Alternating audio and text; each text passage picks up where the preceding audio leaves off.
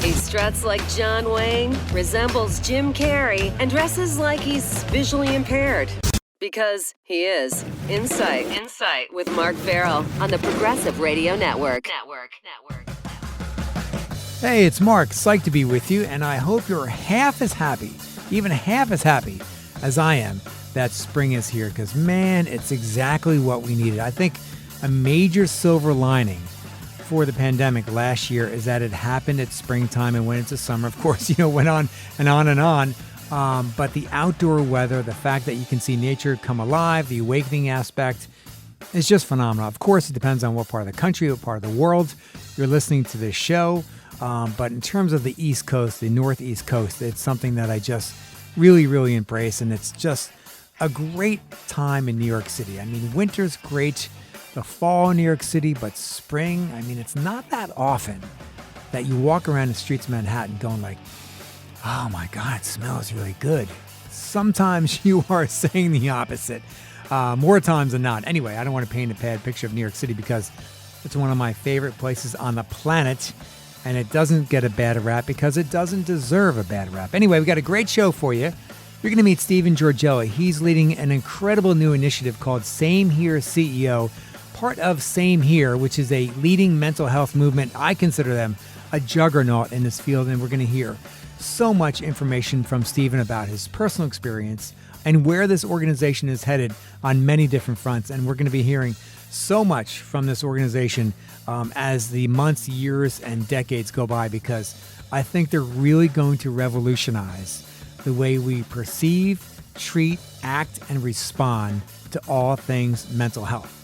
And on a related note, we're going to talk about Melissa Bernstein. Melissa Bernstein is the 50% of Melissa & Doug, the incredible toy company, and she's sharing her story, her candid story about her struggles with anxiety, depression, and more. Team Hoyt.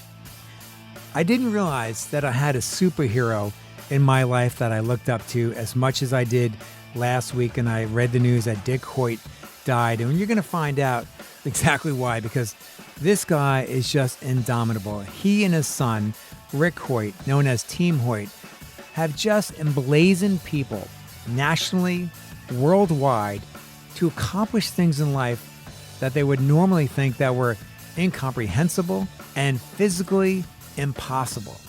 But they prove that mental prowess, physical prowess, and determination, and more importantly, the love you have for somebody, will fuel you to do and accomplish anything that your wildest ideas can come up with. It's a story that'll give you a spark. It'll reinvigorate you. I mean, we all need to be reinvigorated, right?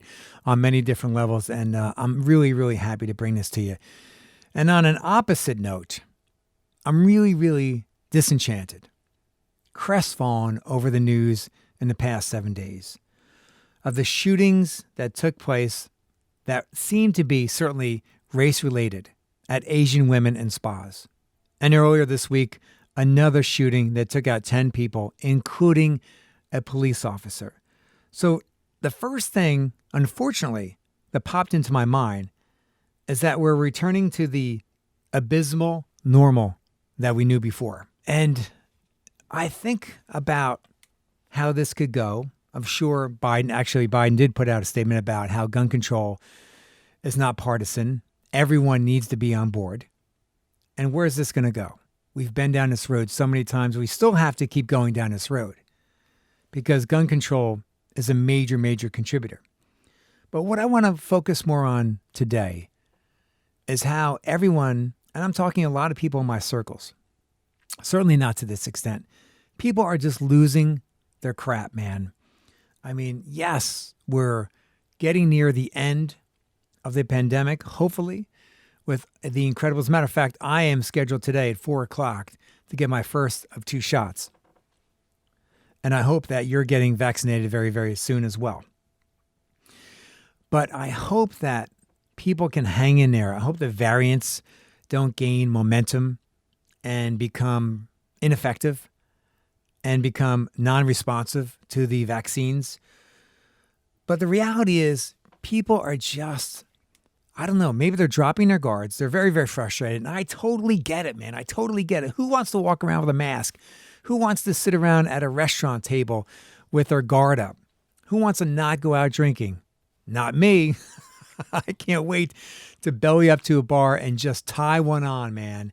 And when that hangover dissipates, go back to the bar and tie another one on, man. I am so psyched to do that. Will I really do it? Well, I'll probably do it once. But, with a wife, kids, and a dog, it's kind of hard to do something like that again and again. Not that I haven't tried, mind you. But people are just frustrated. Look at Miami. Look at what took place last week with spring break. Now, I'm trying to wrap my head around it, and you should do the same. If you were back in your early 20s or late teens, would you have done the same thing? I mean, I definitely would have snuck out and imbibed. I don't think I would have been so careless as to obviously get sick myself and or jeopardize other people in my circles, my concentric circles, and when I came back to my school, my dorm, etc. Anyway, I just feel like it's so naive and so insensitive and so careless on many different levels. And I hope I wouldn't be that way as a teenager. But the point I'm trying to make is, when I heard about the first shooting, the second shooting, my first reaction is I really want to vomit. I mean, how many of these conversations do we have to have? How many parents have to bury a son or a child? In schools, besides home, schools should be the second safest place for a child. And so when I hear about these shootings ramping up, I think that people have been isolated. They've had existing mental health issues, and they are just losing their shit. I imagine most of them had long-standing issues, have not been seen by professionals, and this is the consequence. This is another reason why we need to have continued conversations. Legislation has to happen. It needs to be made so easy for anyone, anywhere to walk in to be seen by a specialist, psychologist, mental health professional. Another reason why the conversation with Stephen Jurgella from Same Here is vital. Because we can't keep living like this, losing lives, and it's becoming white noise. You have to admit it. You hear about a shooting. Yes, it's shocking again right now because you would have thought that we'd have learned so much more about being kind, considerate in the last 15 months. Of course, with Trump being in office until early this year, that the brewing hatred has just reached an all-time level. A time in our society where you think we would embrace each other like no other time in history in our communities. Support each other, help each other. When we're down, when we're up, it just sickens me. And I'm sorry. Do I help people? Yes. I walk the walk. This is not something I do just because there's a microphone in front of my face. If you know me, if you've gone onto my website, if you've heard this show before, everything I say, I back up because this is what I believe in life. I don't do this because I'm a motivational speaker. I motivationally speak because this is who I am in my DNA. That is who Mark Ferrell is. And that's who the core of us should all be. Yes, not all of us have time or the ability or interest in volunteering. I get it. But our responsibility is in the community, wherever we live, whatever you can do. If you can donate money, great. If you can donate services, outstanding. But if you can donate your expertise, and more importantly, listening to people, helping out. I just can't go down this road anymore where people are losing their lives because lack of action. No response taken by the government, or effective response rather, because of lobbyists, because of big money. I can't take it anymore, man. I am at my wit's end. When is enough enough? Why can't we walk away from this pandemic and say, man, we were a good society before, but we had our fair share of problems. Let's work on rectifying. Let's remedy these issues. We really struggled. We lost over 550,000 lives. 550,000 lives and counting. Tick-tock. And that's hard to control. Yes, they came up with vaccines pretty quickly, historically quick. So we should easily be able to have new legislation for gun control. Easily have the capital, access and tap the capital to make medical care available for persons who need to see a mental health professional. This is a no-brainer, except for the GOP, for the majority of the GOP. I tell you, trying to be kind here. I'm at my wit's end because you know what? I too am frustrated about everything that we can't do right now. I am frustrated sitting on the sidelines, so to speak, of certain aspects. I'm not involved with gun control. Do I need to be involved with government? People tell me all the time I should run for Board of Education. And maybe I should. But I don't know if I could hold back being in a room full of people who just kowtow to the status quo and or what they think principals want to hear, the superintendents want to hear. No, I couldn't do that. I've never done this professionally. I have decorum. I exercise professionalism and do it with tact. But for me just to sit silently and go with the flow, I can't do that. It's not in my genetic makeup, thankfully, and I'm proud of that. And hopefully it's not in yours as well. And I imagine it's not, because that's why you listen to the Progressive Radio Network. So the shootings are abysmal.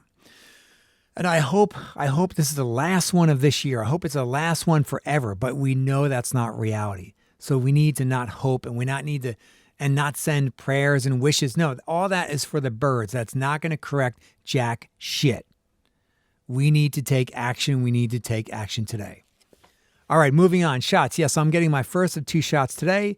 I hope you qualify. I hope you soon qualify. I know New York City opened it for anyone 50 and above, which is great.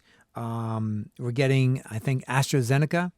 It just got approved, or actually is going to get approved through the emergency FDA approval pipeline, which is great because that means we have 4 vaccines. Well, soon to be 4, 3 right now, soon to be 4 for the population. And I believe Biden has ordered, I forget, a couple 100,000 extra as a stockpile to give to our neighboring countries, Mexico and Canada, which is great because obviously we can't have people coming in. And very, very quickly, let's touch on the issue at the border. It's incredibly sad that all these children, thousands of children, are there in inhumane conditions. I understand what happened, but I guess Biden's administration should have seen or predicted that, okay, now that Trump is out of office, they're going to think it's a free-for-all because Biden's in office. All right, let's go. Let's run for that United States border. Totally get it, especially after the horrific hurricanes and more that Honduras and different parts of Central America experience, that they're going to, of course, make their exodus to United States of America. We need to rectify this fast. All right, so we're going to learn about Team Hoyt, which I spoke about a few minutes ago, and their incredible, incredible partnership, father and son. Unfortunately, Dick Hoyt died last week. He was a major, major beacon in my life, and possibly yours as well. We're going to learn about him after we meet Stephen Jurgella. Stephen Jurgella is just a tremendous guy. Hopefully your CEO or leader, supervisor, company or business owner emulates the same philosophy as Stephen Jurgella. Stephen Jurgella is a trailblazer. He's an entrepreneur, and he's part of the organization called Same Here. And it's a pleasure to have him on the show. It's a pleasure to hear about his background and what he intends to do with his CEO and mental health experience. Stephen, it's a great pleasure to have you on the show. Glad to be here. It seems like we have a lot of things in common. First and foremost, that neither one of us really shined in school because of different issues we were experiencing that we weren't really aware of. For sure. Interesting. Talk about those times, because that's a very, very interesting time in life that actually spearheads the rest of your life and how you've come to become the founder of Same Here CEO, because it's the things in our early parts of life that really shape us. You didn't feel like you fit in. You had a very creative side, but you had outlets that were also getting you in trouble as well. Expand, please. For sure. So I think, first of all, one of the things I'm most focused on now is not feeling resentment towards that, and instead of using it as fuel for success. And so I think the tough thing I'm from a small town in Wisconsin, and I think in most of the small towns in America, there's a specific system that, and probably in most towns, but I think especially in small towns, there's a specific system a framework that you fit in.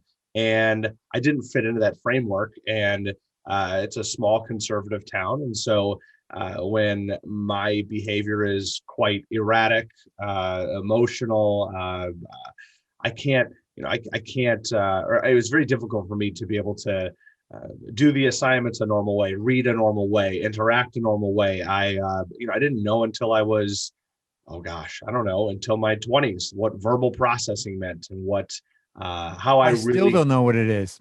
right, exactly. So how I could really be able to best learn. And so I think that because the system was meant for um, a certain type of person, the fact that I was so far in a different direction, that it was very difficult for me to establish a lot of self-worth, because it just always felt weird. And I also don't think that my parents knew exactly what to do besides just, love me, and if things went wrong, try to be kind to me. But it was very difficult to find my way until actually after college. Now, when you say you were acting out, was it like just being rambunctious or just being a rebel or something else?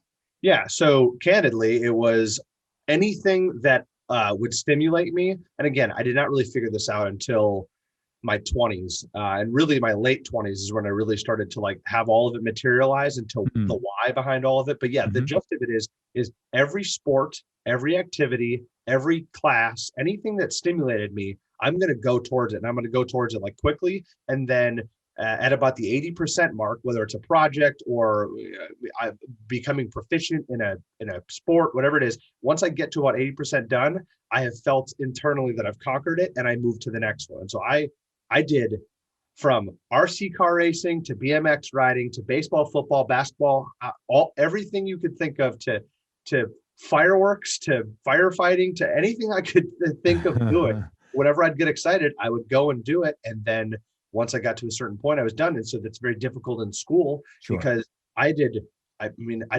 D work at best, and I don't sit there and read and absorb from reading. And you can just extrapolate that to everything. It just made me very, very rambunctious in school, because 5 minutes into class, I'm asked to sit there and do these very rigid things. And I want to ask questions. I want to do this. I want to do this. And so then I also obviously got into trouble with, I like to do things to get attention. So yeah, I definitely got my fair share of suspensions. And then I got kicked out of high school in my sophomore year of high school. Well, let's start back at age 5 as well, because you went in for a routine checkup and ended up being told you needed open heart surgery. I did. I Wow. did. What was your condition? So I had a tear in my left ventricle, from what I've been told, and Mhm. from what I understand. And so one side of my heart was beating very slow, and the other one was beating very quickly. And so uh, let's go get heart surgery. So why were you expelled? I mean, 6 months later, after you were kicked out, you found out the reason why, but I imagine by then the damage had been done. Yeah, for sure. And so this has been something that has been difficult to unravel. I have a family that is very, and again, I told you I'll always be very candid. I have a family that's very supportive of me, but there's not a whole ton of deep context, if you will. And Mhm. so being 16 years old at the time, I don't know how you were when you were 16 years old, but I'm not real like cognizant of all the things that happened, especially with like, so I'm diagnosed bipolar 2. So one of the things that's most difficult for me is to weigh my thoughts, to like really understand how it was received, what I really observed happened versus what was reality. And so what I what I was told and what I went through was a obviously I built up with suspensions, and really going the wrong way with the school system. And then one day I was pulled into the principal's office, and I was let know that I was being let go, dismissed that day. And I was never asked a question about it. I was never asked Your anything. side of it. Oh, not at all. And You I didn't think even know what side they were talking about. nope. And here's the most interesting thing. My parents are not very well off, and my parents have brought up since that if they would have been in any other situation, that there would have most definitely been a lawsuit, because it wasn't innocent until proven guilty. It was guilty. And I never really understood that. And I never really held like a grudge, because I guess I felt guilt as, again, this goes back to the weighing the thoughts. Well, if they're mad at me, I must have done something wrong.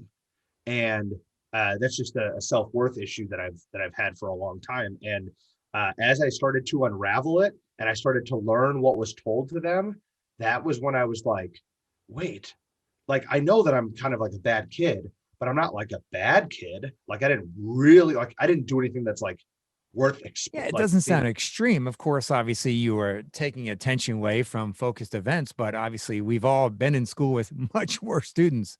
Yep. And so, yeah, so the long story short there is I had found out that a girl had gone into the office and said that I had harassed her in some way. And 6 months later, or 4 to 6 months later, I don't remember exactly when she went in, but she went into the office and said, hey, just so you know, it was all a lie. And uh, when I kind of heard that, it's so interesting that it's like, hey, we'll let you back in. And like, that's it.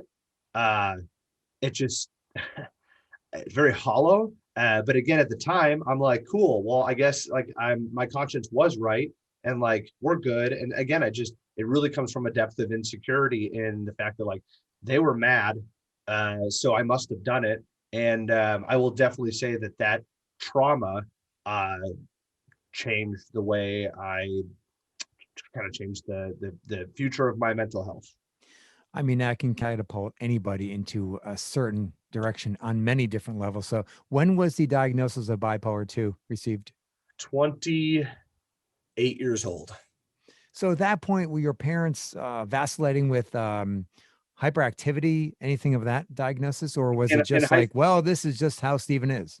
Yeah, well, so in seventh and eighth grade, I did a myriad of different tests for ADHD drugs. I did the Ritalin, Adderall, Strattera. I did it, and so it had a very negative effect on my my eating. I definitely made progress on my academics, but a very difficult time with my just my health.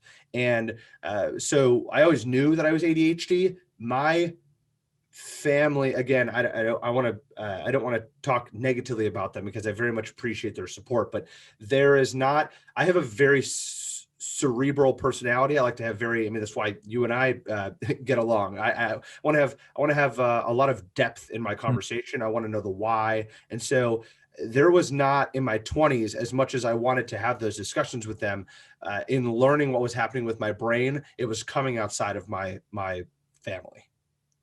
Well, we also have to point out that, with families, especially, 20, 30, 40, 50 years ago, they did what they knew how to do back then. Most of them.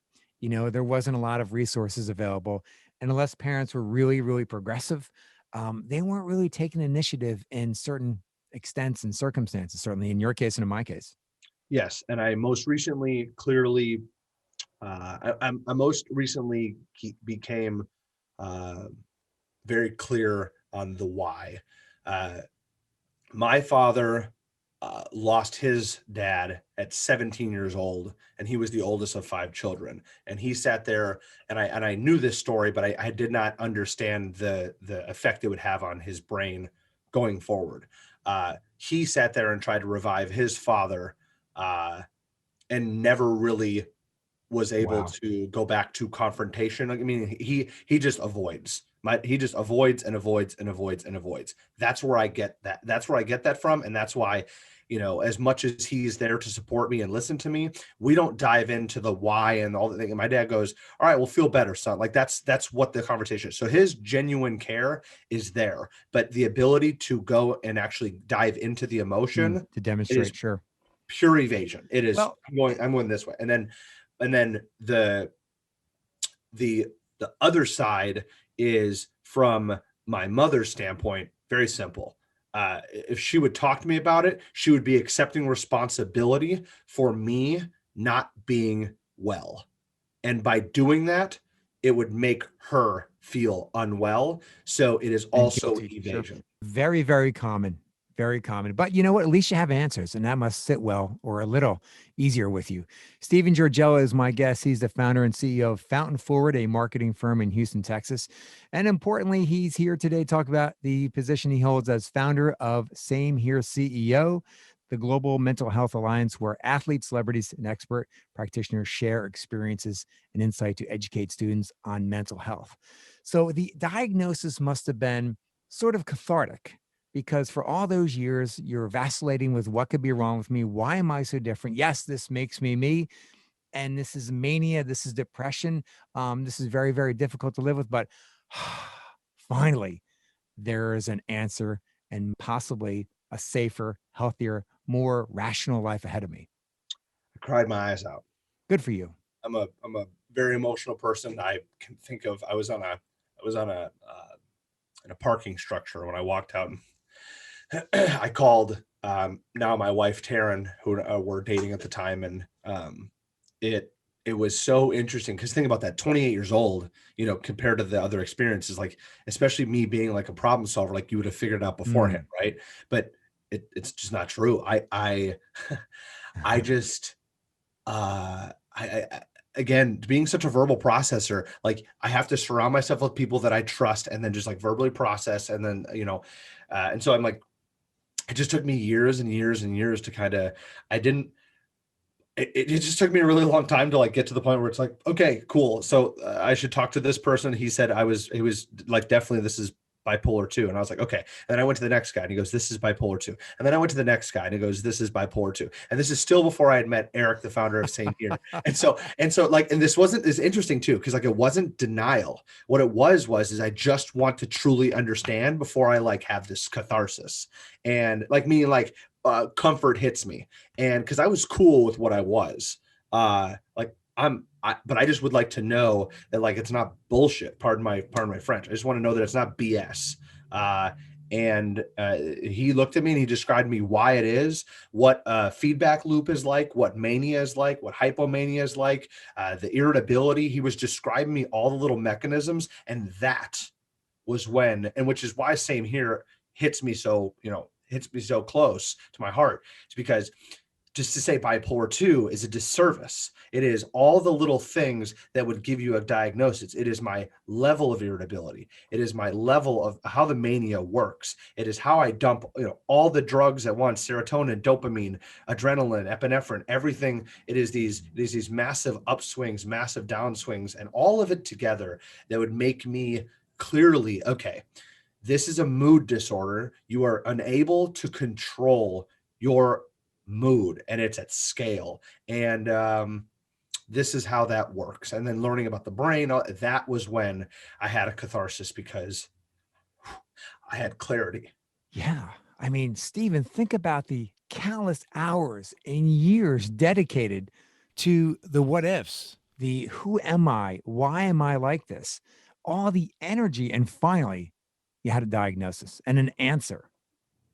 Yeah, That's or at least powerful, man. That's very at least powerful. start. Yeah, for sure. And it was at least a start, and then it took me 3.5 years from there of trying everything. In Same Here, we discussed the fact that we build a mental toolbox, and that medication is merely a single tool in the toolbox. And I have spent a tremendous amount of time, countless hours, building my mental toolbox. And only until a few months ago did I actually start any sort of medication. And it has been a battle, but I'm happy to say that that addition to my mental toolbox has been life-changing for me. Well, great for you. I'm glad to hear that on many different levels, especially the fact that you're working with a psychologist, psychiatrist, you have your toolbox, you have medication, you have a support system, awareness check with a person named Mikey, I believe, that's in your life every day at 7:45.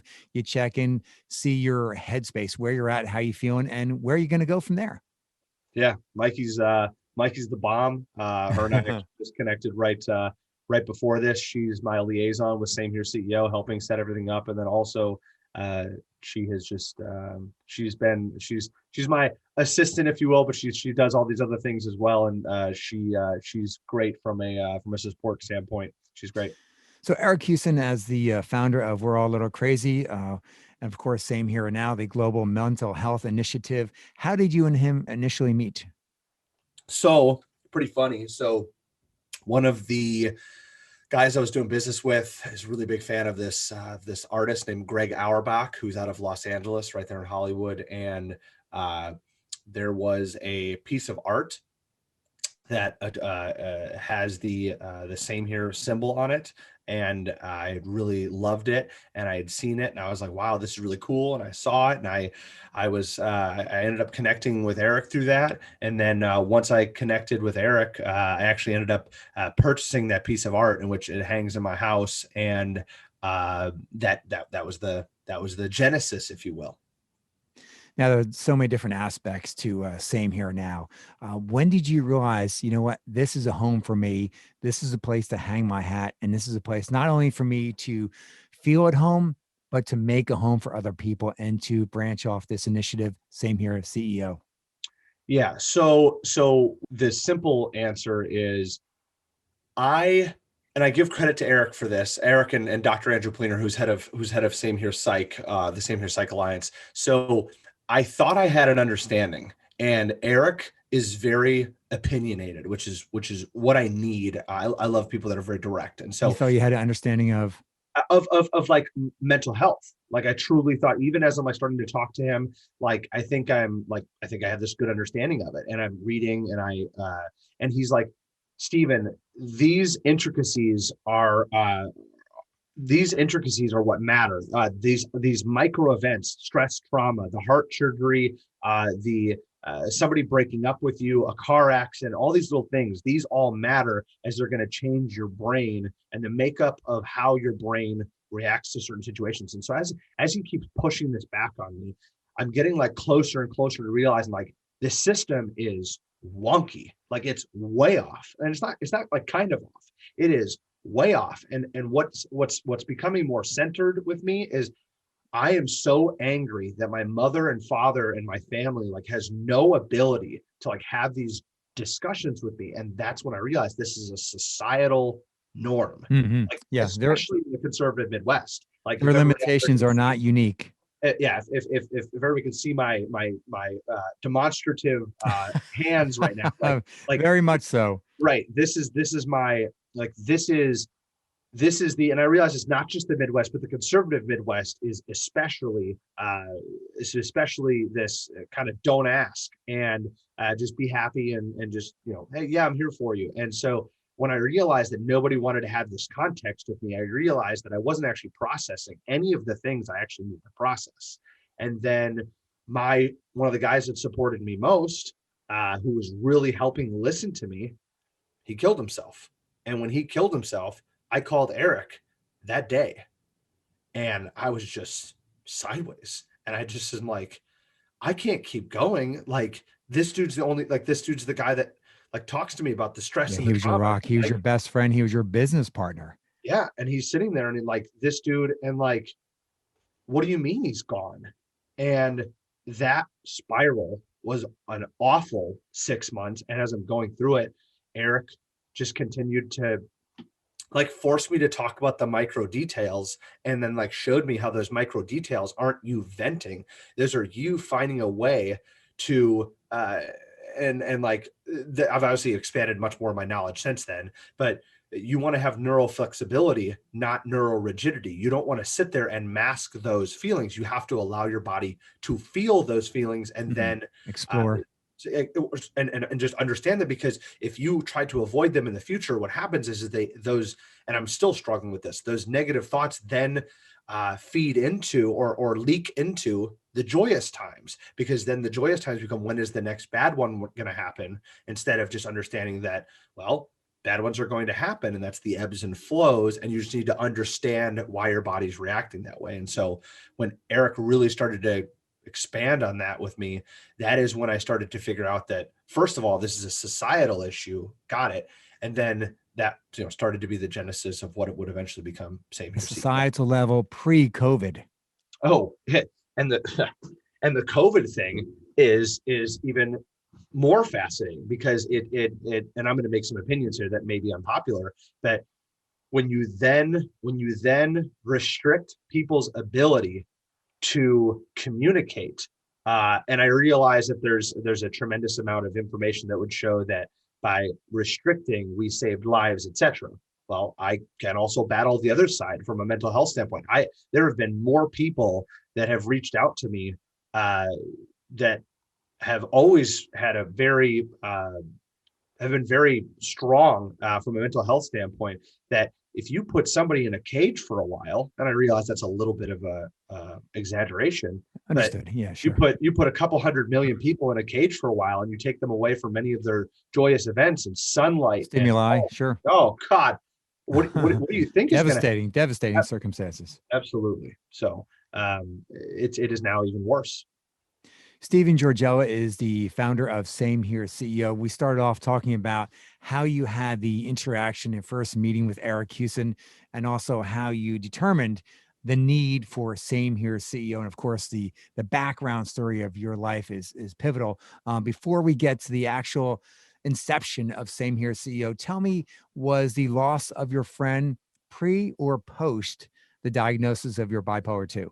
About a year afterwards. Yep. So I had just gotten the diagnosis, and I was trying to figure out like what that all meant. And it's Mm. interesting because I didn't like, obviously you don't jump towards it. Like you're not like, yay, like let's go figure this out. But like it was during that time that Cam and I had become closer friends, and really starting to get closer, and like, hey, this is what's up. And it was interesting because what I like so much about Same Here is, we all live on this continuum. We call it the Same Here scale, and it's everybody slides this scale. Now, maybe if you're in the disorder spectrum, maybe you would slide it a little bit faster than others, but everybody is on that continuum.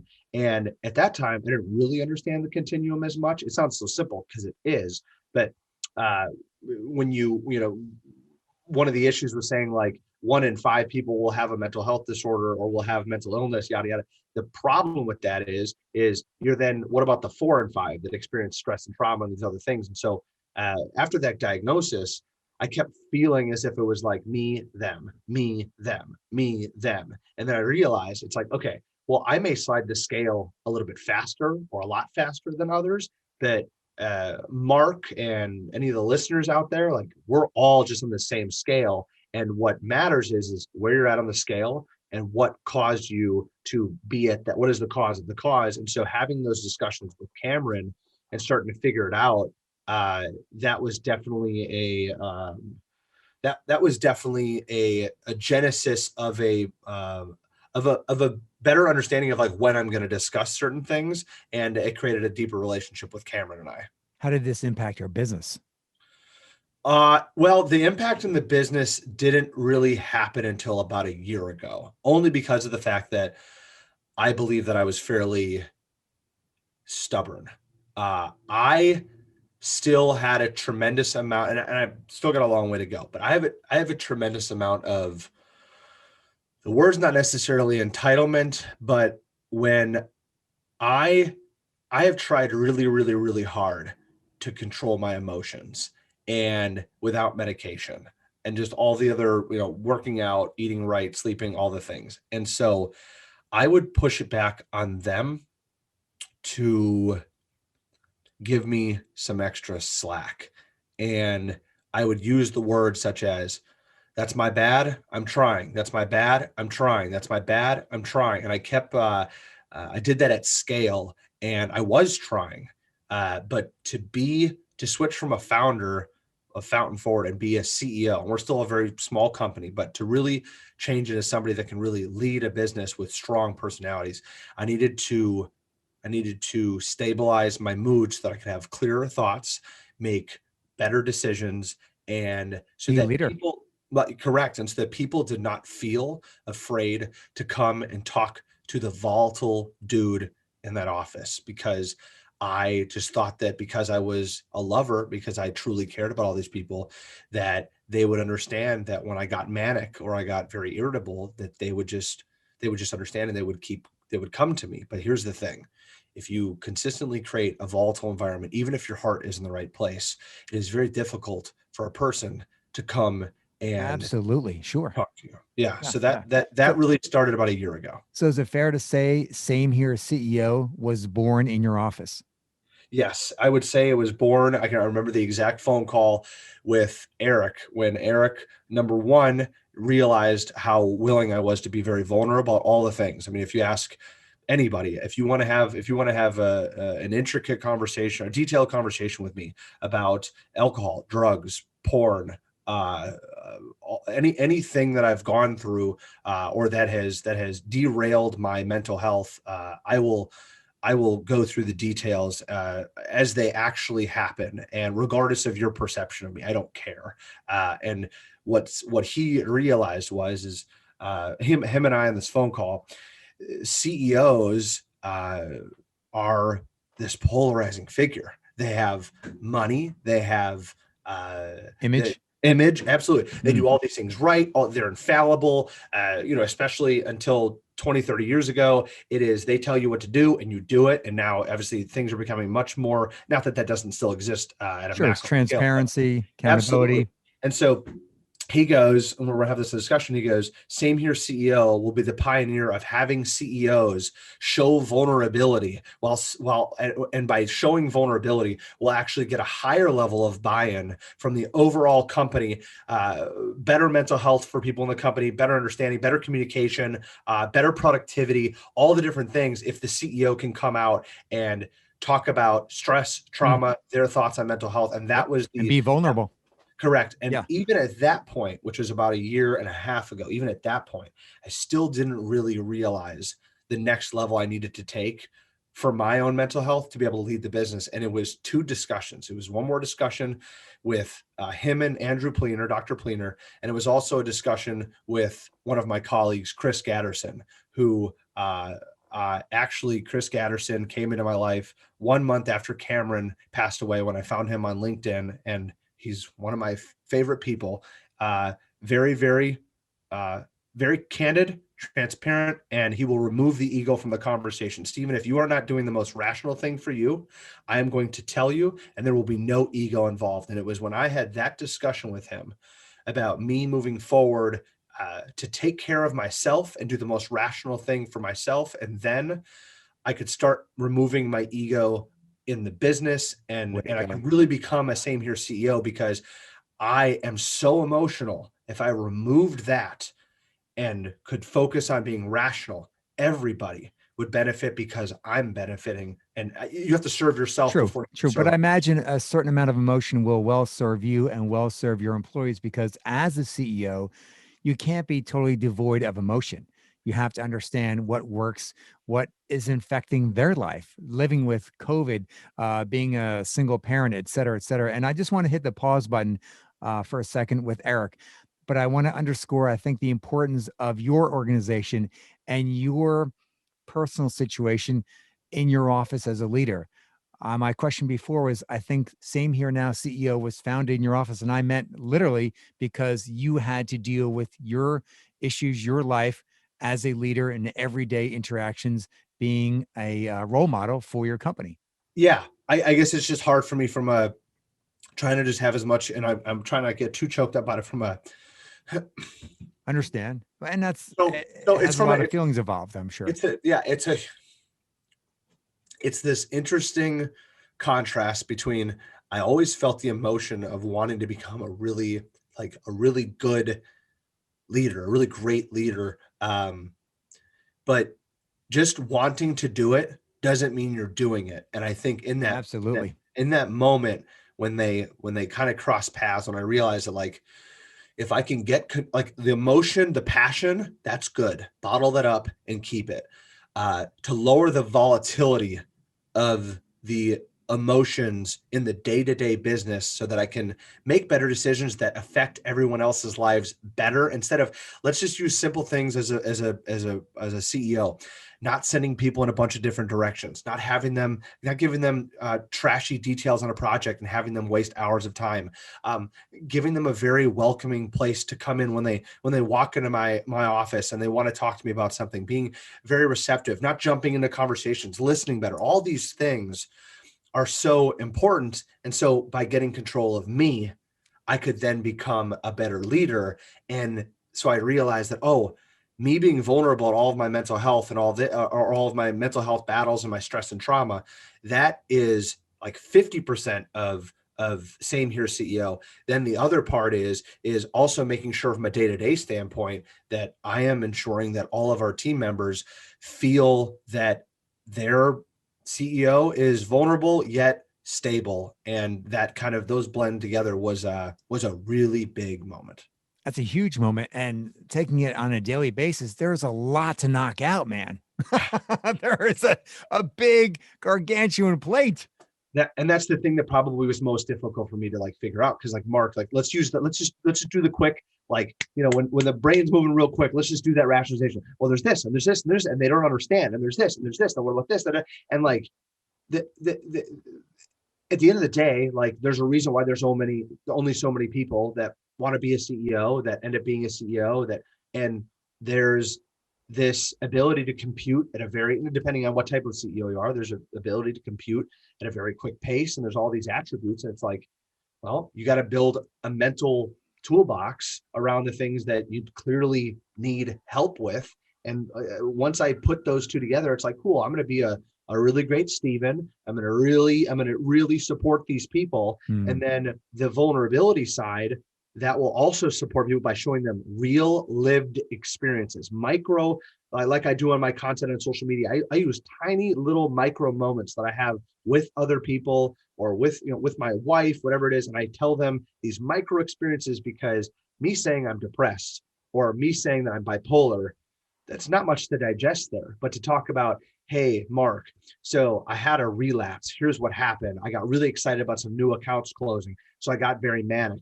When I noticed that I was manic, I wasn't self-aware enough to not go and start drinking. When I started drinking, my mania got even, I felt even better, and it was higher and higher. And then this happened and this happened. And that all happened 2 weeks ago. And this is how that negatively affected my mental health.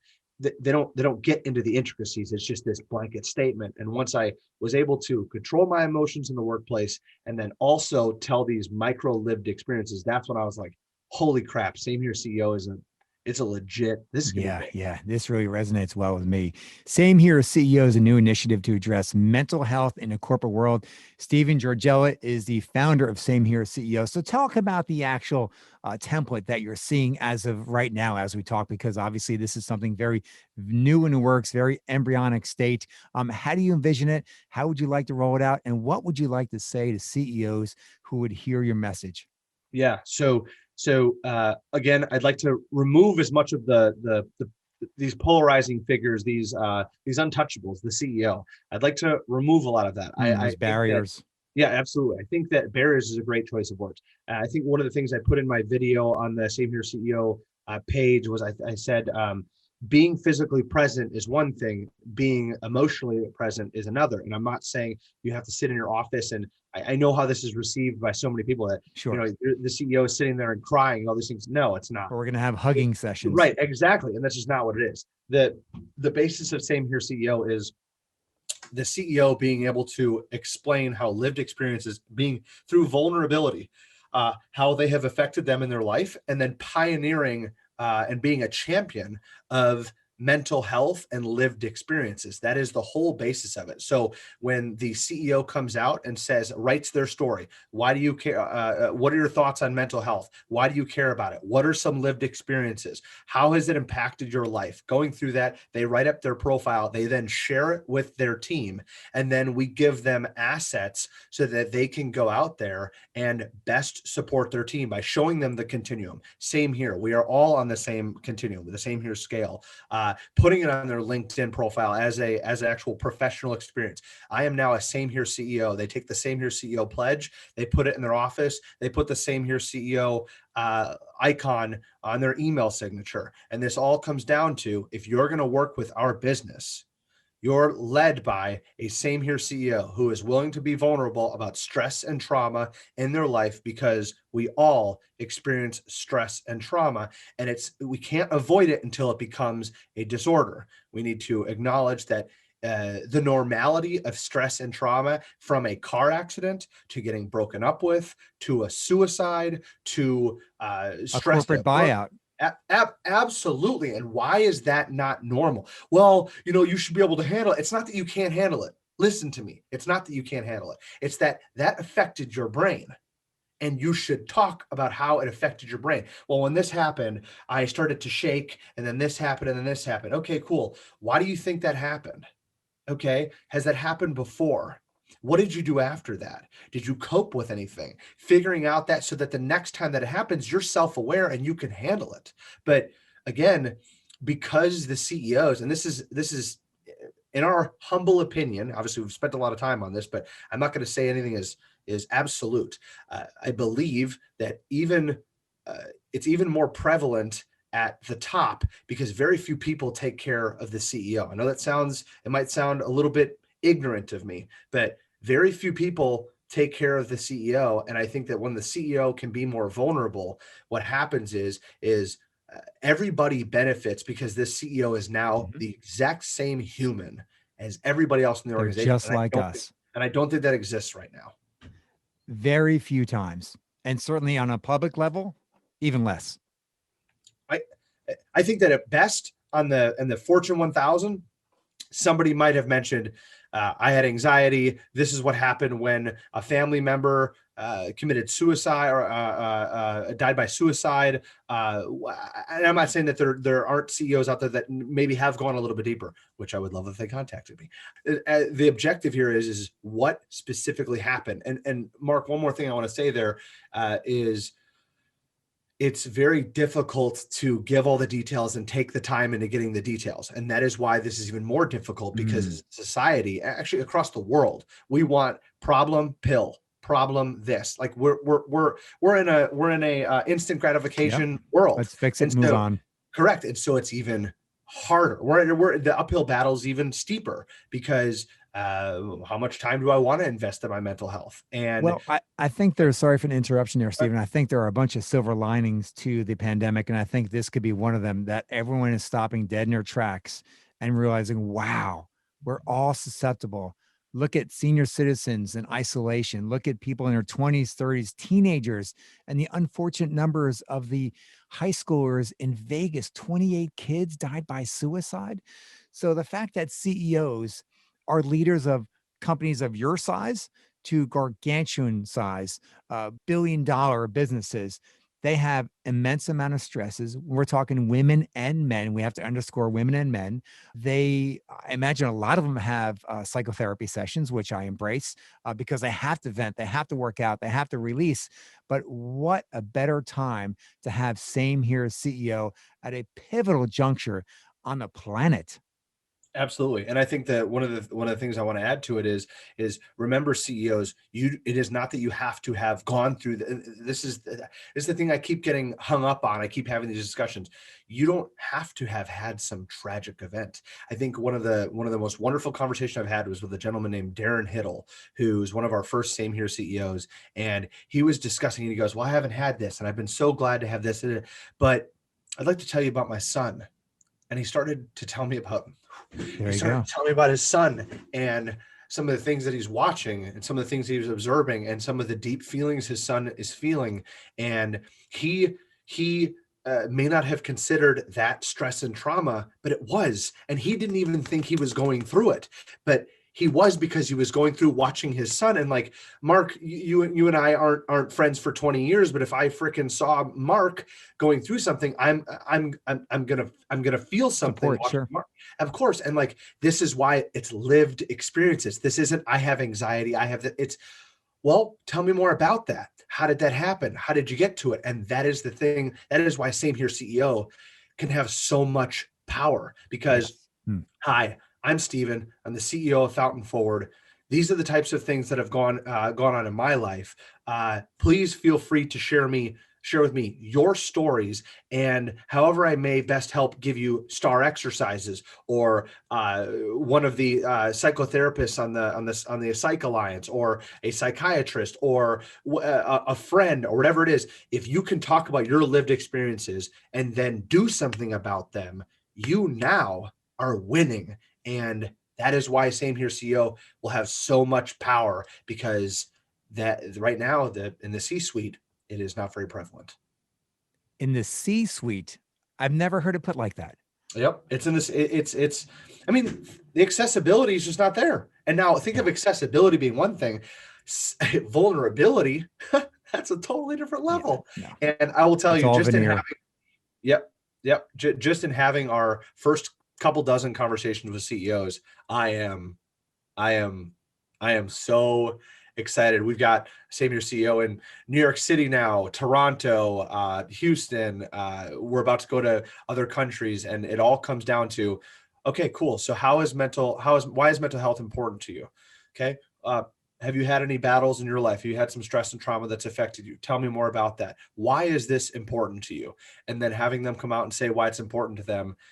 Imagine you're an employee and you see that your CEO was vulnerable with you. So the only way to connect with a human is through vulnerability. That's the only actual way to connect. Now you are connected to that CEO, and you know that he is willing to be just as you are. And Yeah. he or she, excuse me. Exactly, Uh, exactly. And there's nothing like leading by example, no matter what the platform, what the act, what the initiative is. There's no greater practice than showing by leading.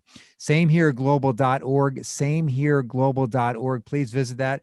Founder of Same Here CEO, Stephen Jurgella. How can people get in touch with you?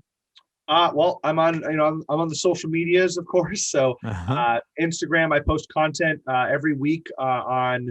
I do a mindful minute on Monday of a lived experience. So you can find me at Stephen Jurgella. But if you look up my name at all, I'm the only Stephen Jurgella on the planet. Thank the Lord. And obviously, if any of this interests you, go to Same Here Global.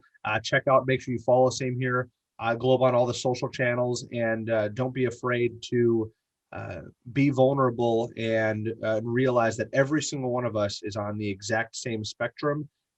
So those are my words. Various times. And Stephen, lastly, for anyone listening who would love to share this information with their CEO, but are intimidated, obviously, repercussions or approaching this or intimidated, how can they do so in an anonymous fashion? That's a great question. They can reach out to me. I will absolutely keep it in confidence. They can reach out to me on any of the channels. I will get the direct message or Facebook message or whatever it is. And obviously, the most important thing is the CEO has to want to be a champion of mental Mhm. health. So Yes.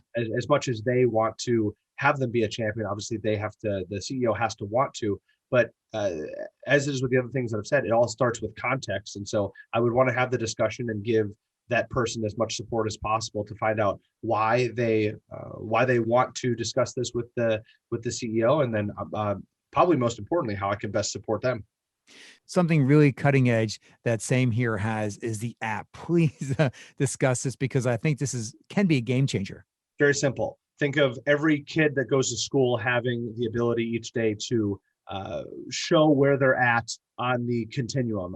They're struggling or they're thriving, they're flying high, wherever they're at. And so, anytime a kid or a student, and you could also use this for corporations, a person says that they're at this lower level on the app, they can have that go to HR or to a counselor at the school to anonymously get support and go and talk to that counselor or that HR person, so that they don't sit and feel that way and are less productive in work, or from a school standpoint are unable to thrive in their environment. Absolutely genius. And the metrics are invaluable for this. Oh, it is. I don't even have words to think about how it's going. It's already in a couple of schools in Long Island, and it's really going to be something that is transformative How for. long has it been implemented, Stephen? And what has the effect been in terms of the administration reading the outcome? Yep. So unfortunately, I can't give you anything yet because we're not quite at that point. But as soon as I have that information, you will be one of the first to know. Has the feedback been very positive by administrators so far, though? Extremely positive because the baseline of it is simplicity. There are smiley faces up and down, smiley faces and frowning faces up and down the scale, and so you just slide it to where you're at, and if you're on at this certain level, that is where support starts. And we're looking at a minor expenditure. Minor. Same here, CEO Stephen. I think is a brilliant concept. I wish you all the best. I think it's going to be nothing but successful because there's no better time than right now when people are struggling every day in all walks of life, all socioeconomic levels to benefit from such a vital organization. Stephen Jurgella, thank you so much. Glad to be here. I am really excited about the Same Here CEO initiative. I think it's going to be a resounding success. I'm hoping to be a part of it in some capacity to help open the doors and keep them open at the C-suites everywhere, big, small businesses, whatever, because this conversation, the action needs to happen. Lead by example. And speaking of example, Melissa & Doug, the toy company that I'm sure you've heard about for years and years, decades and decades, still one of the most successful toy companies out there. Melissa Bernstein is the wife of Doug, and Doug is just an amazing guy. They met back in college, I believe. Well, she came forward about a week or two about her existential anxiety and depression, her long journey to come full circle, long journey to actually get professional help, to get treatment, and to share her story publicly. I cannot believe how difficult her life has been up to a recent point. To live with something so massive of any caliber and not to be able to share it with somebody is grueling.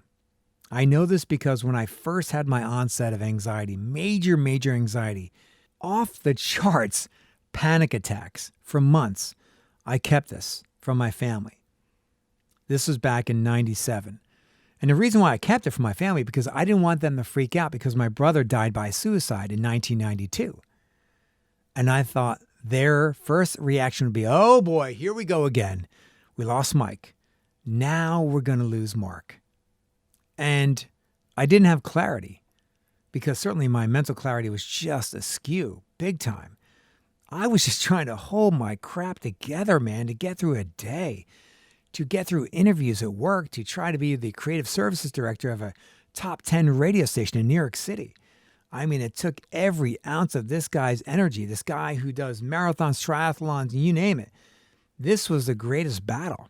Doing a triathlon, a marathon was a walk in a park compared to trying to hide the pain, sorrow, and turmoil that I was walking around with every day for months until I came forward.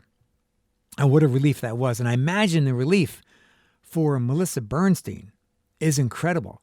So not only did she come forward and share her story, that she created a platform, Lifelines, lifelines.com. It's a free platform. As a matter of fact, I can't not talk about this. The interviewer I saw on Channel 2, I was so dismayed with this guy's professionalism and lack of sensitivity and tact. He did a horrible job interviewing Melissa Bernstein. And he was like, well, why would you create something for free? Well, obviously it's a no-brainer because she wants to give back, because obviously Melissa & Doug, the company, is worth a boatload of money.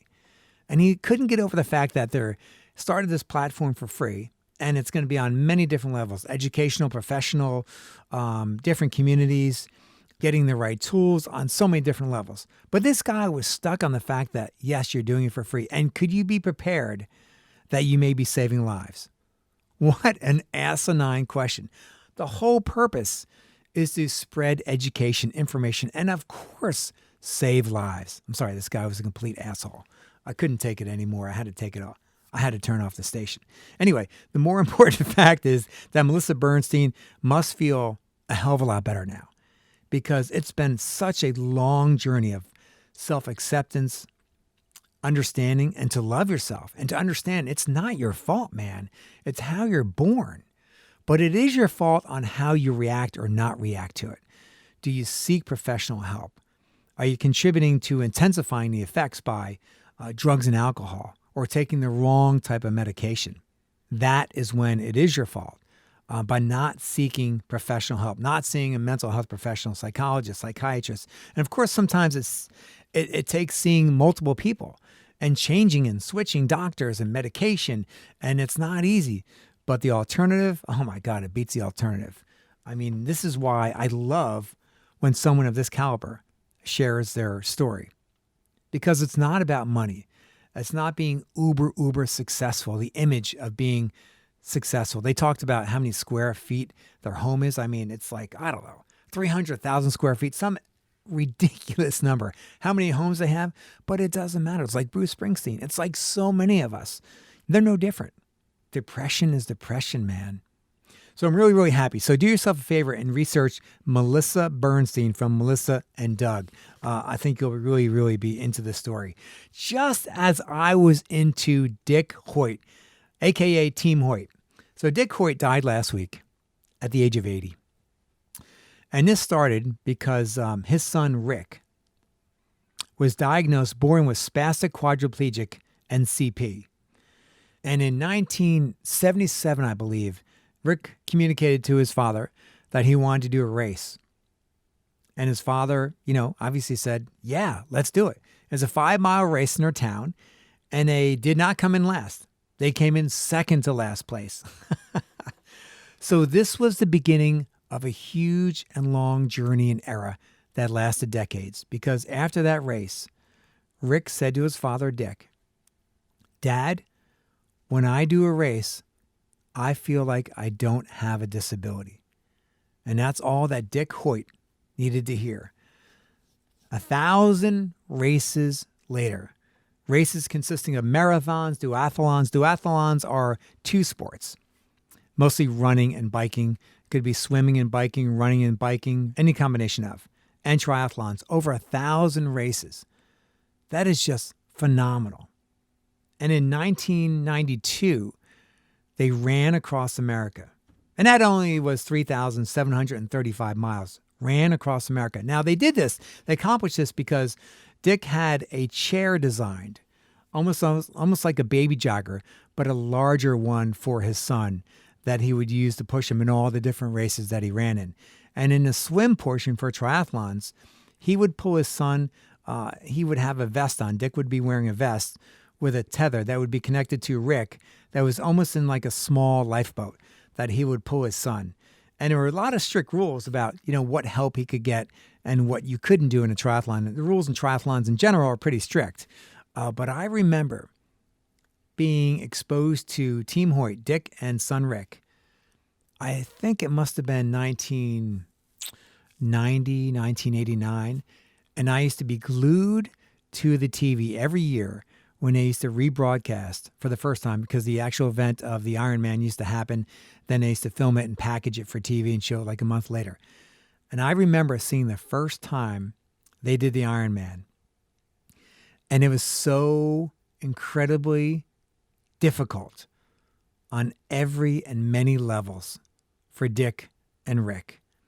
The heat, of course, the mileage. I mean, swimming over 4 miles, towing your son, biking over 112 miles, and running a marathon. Inconceivable. And there they were, going for the finish line. And Dick was using every fiber in his body, every ounce of energy to muster up one step at a time to get him across that finish line. And the pandemonium, the crowd, the euphoria to push Team Hoyt to the finish line. I'm just standing there in complete awe, like, oh my God, look at these two. This is unbelievable. The power of sport, the power of humanity, man. It just hit me over the head. I'm like, I got to be part of this. So when I saw things of that nature, I wasn't involved with disabled sports. I wasn't working with persons with disabilities, but that planted the seed. And a few years later, that's when I began volunteering for Special Olympics, began working for We Media, the first website and magazine for persons with disabilities, and so on and so on. And here I am in 2021, still doing it and wanting to do much, much more. Because that's what I believe. Everyone has a right to live and be happy and to attempt whatever it is in life they want to attempt. Even if they don't achieve it, they have the right to try. And that's what Team Hoyt did, man. Oh my Lord. Just unbelievable. 32 marathons, 27 Ironmans. So he was known as like the Boston Marathon. As a matter of fact, they unveiled a bronze statue of Dick pushing his son Rick. It's on permanent display at the start of the Boston Marathon. And what a better tribute to someone who epitomizes perseverance, dedication, love, and family, right? Because it's about family and love. That's what he did for his son. That's what we do for our kids. But how many people can actually say they would physically be able to do that on their own, let alone pushing? I don't know how heavy Rick was. He wasn't terribly large. Just say 100 pounds. So I'm 200 pounds. So that means I would have to push 100 pounds of another person. And then, of course, you have the weight of the jogger, or the weight, of course, it's a little bit lighter on the water because it's the raft or the boat would be skimming on top of the water. But try swimming, pulling something in addition to your own body weight. That's, it's really hard to wrap your head around. But the love, the passion, the dedication is just a great reminder about how fortunate we are in life to have what we have. Yeah, man, it's been a real shit show this year. But what are we going to do? Walk away from this thinking, okay, that's over, let's continue? No. How are we going to be better, each one of us, in our personal lives, in our professional lives, in understanding the reason why we're here? Listen, I'm not trying to get too deep. I'm not a religious guy. Actually, my religion is decency. I believe in decency. I want to be treated with decency, and I treat the people I know and don't know, and when I meet them, the strangers, with decency. That's what it's about. Otherwise, why are we here? What are we doing? It's all a masquerade. It's all a charade. If we can't treat people with dignity and respect and embrace each other. Sorry, maybe it's a little bit of a kumbaya moment, but that's the way I feel. I mean, what better depiction than by Dick and Rick Hoyt? Yeah, man, that's exactly how I feel. And I don't do a lot of posting on social media, but Facebook, and I know, say what you want about Facebook. For me, it's easy to navigate because of my visual impairment. I can see it much easier than the other platforms. But on social media, I just post about my professional work. And a lot of it is my motivational talks and what I've shared with you in the last few weeks about what I've been doing for seniors, about providing music and positivity. I call it the Mobile Music and Positivity Experience. And I go to different senior facilities, retirement communities. I play music. I run around. And I'll tell you more about this as the week goes on. But when I post this online, I post it under the heading Silver Linings. Because in this complete mess, there are things that make us smile. There are many things that make us go, yeah, this is why I need to live a safe life and a healthy life, because I need to get through this because of X, Y, or Z.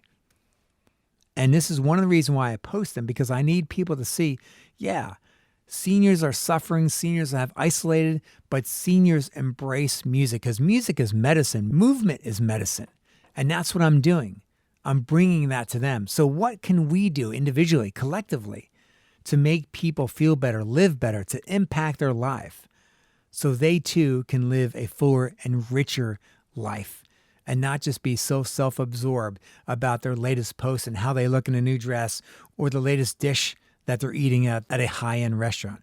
Who cares, man? So shallow. Are you sick of that? Yeah, I'm sure you are. Hey, it's been a great show. Thank you so much. We're going to have to leave it right here. Thank you so much to Steve and Jurgella. Please check out Same Here and Same Here CEO and share this interview because it's going to be posted. Share this interview with someone that you know, someone who works for a CEO who would be open for this, or maybe not even open to this because they need to be emblematic. They need to be the leader of change. Many, many reasons to listen to this broadcast and share it with anyone you know. Hey, Gary Knowles. Next, my name's Mark Ferrell. Keep living and laughing. Insight with Mark Ferrell. Check out this and all Insight shows on the Insight page at prn.fm. prn.fm. Have Mark speak at your company, your kid's school or college. Mark speaks on critical topics that affect kids and adults everywhere, from anti-bullying, mental health, drugs and alcohol, to overcoming adversity. Visit markferrellmotivation.com for more info. Insight, Thursday mornings at 11 on the Progressive Radio Network.